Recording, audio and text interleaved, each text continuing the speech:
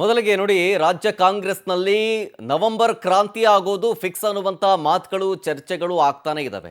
ಈ ಬೆನ್ನಲ್ಲೇ ಪವರ್ ಟಿವಿಯಲ್ಲಿ ಕಾಂಗ್ರೆಸ್ ಸಂಘರ್ಷದ ಕ್ಷಣ ಕ್ಷಣದ ಅಪ್ಡೇಟ್ ಅನ್ನ ನಿಮ್ಮ ಮುಂದೆ ಇಡ್ತಾ ಹೋಗ್ತಾ ಇದ್ದೀವಿ. ನೋಡಿ, ಒಂದಿಲ್ಲೊಂದು ರಾಜಕೀಯ ಕೆಸರೆರಚಾಟಗಳ ನಡುವೆಯೇ ಈ ನವೆಂಬರ್ ಕ್ರಾಂತಿ ಅನ್ನುವಂಥ ವಿಚಾರ ಸಂಚಲನ ಸೃಷ್ಟಿ ಮಾಡಿದೆ. ಆಮೇಲೆ ಈಗ ಕಾಂಗ್ರೆಸ್ನಲ್ಲಿ ಏನಾಗಿದೆ ಅಂದರೆ, ಒಂದಲ್ಲ ಎರಡೆರಡು ಮೂರು ಪವರ್ ಸೆಂಟರ್ಗಳು ಓಪನ್ ಆಗಿಬಿಟ್ಟಿರ್ತವೆ. ಒಂದು ಡಿ ಕೆ ಶಿವಕುಮಾರ್ ಅವರದ್ದು, ಒಂದು CM ಸಿದ್ದರಾಮಯ್ಯ ಅವರದ್ದು, ಮತ್ತೊಂದು ಕಡೆ ಮಲ್ಲಿಕಾರ್ಜುನ ಖರ್ಗೆ ಅವರದ್ದು.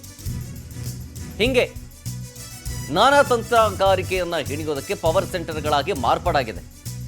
ಖರ್ಗೆ ಅವರ ನಿವಾಸ, CM ನಿವಾಸ, ಡಿ ಕೆ ಶಿವಕುಮಾರ್ ಅವರ ನಿವಾಸ. ಈಗ ಪವರ್ ಟಿವಿಯಲ್ಲಿ ಕಾಂಗ್ರೆಸ್ ಸಂಘರ್ಷದ ಕ್ಷಣದ ಅಪ್ಡೇಟ್ ಅನ್ನ ನಿಮ್ಮ ಮುಂದೆ ಇಡ್ತಾ ಇದ್ದೀವಿ.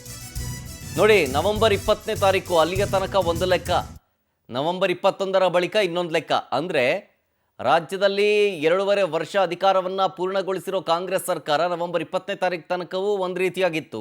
ಈಗ ರಾಜ್ಯ ಕಾಂಗ್ರೆಸ್ ನವೆಂಬರ್ 21ರಿಂದ ಬೇರೆ ರೀತಿಯಾಗಿ ಕಾಣಿಸ್ತಾ ಇದೆ. ಒಂದು ಕಡೆ ಡಿ ಕೆ ಶಿವಕುಮಾರ್ ಬೆಂಬಲಿಗರ ಶಾಸಕರು ಪವರ್ ಶೋ ತೋರಿಸ್ತಾ ಇದ್ದಾರೆ. ಮತ್ತೊಂದು ಕಡೆ ಸಿದ್ದರಾಮಯ್ಯನವರು ಆ್ಯಂಡ್ ಟೀಮ್ನಿಂದ ನಾನಾ ರೀತಿಯ ತಂತ್ರಗಾರಿಕೆ ಹೆಣಿಯಲಾಗ್ತಾ ಇದೆ. ಮತ್ತೊಂದು ಕಡೆ ಖರ್ಗೆ ಅವರನ್ನು ಭೇಟಿ ಮಾಡೋದಕ್ಕೆ CM DCM ಇಬ್ಬರು ಕೂಡ ಮುಂದಾಗಿದ್ದಾರೆ.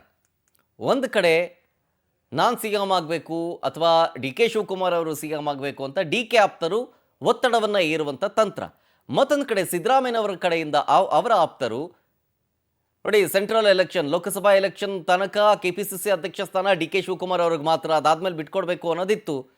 ಅವ್ರನ್ನ ಇಳಿಸಿ ಬೇರೆಯವ್ರನ್ನ ಅಧ್ಯಕ್ಷನನ್ನಾಗಿ ಮಾಡಿ ಅನ್ನುವಂಥ ಮಾತುಗಳನ್ನು ಕಾಂಗ್ರೆಸ್ನಲ್ಲಿರುವಂಥ ಕೆಲ ಸಚಿವರು, ಶಾಸಕರು ಹೇಳ್ತಾ ಇದ್ದಾರೆ. ಸಿದ್ದರಾಮಯ್ಯನವರ ಆಪ್ತ ಬಣದಲ್ಲಿ ಗುರುತಿಸ್ಕೊಂಡವರು ಅಂತ. ಸೊ ಹಾಗಾಗಿ ಇಲ್ಲಿ CM ಸ್ಥಾನ ದಕ್ಕುತ್ತಿಲ್ಲ ಅಥವಾ ಅದಕ್ಕೆ ಬೇಕಾದಂಥ ಪ್ರಯತ್ನಗಳು ಪಟ್ಟರೂ ಕೂಡ ವಿಫಲವಾಗ್ತಾ ಇದೆ ಅನ್ನೋ ಬೆನ್ನಲ್ಲೇ ಈಗ KPCC ಸ್ಥಾನವನ್ನು ಕಳೆದುಕೊಳ್ಳುವಂಥ ಪ್ರಯತ್ನ ಒಂದು ಸಿಚುವೇಶನ್ ನಿರ್ಮಾಣ ಆಗಿಬಿಟ್ಟಿದೆ.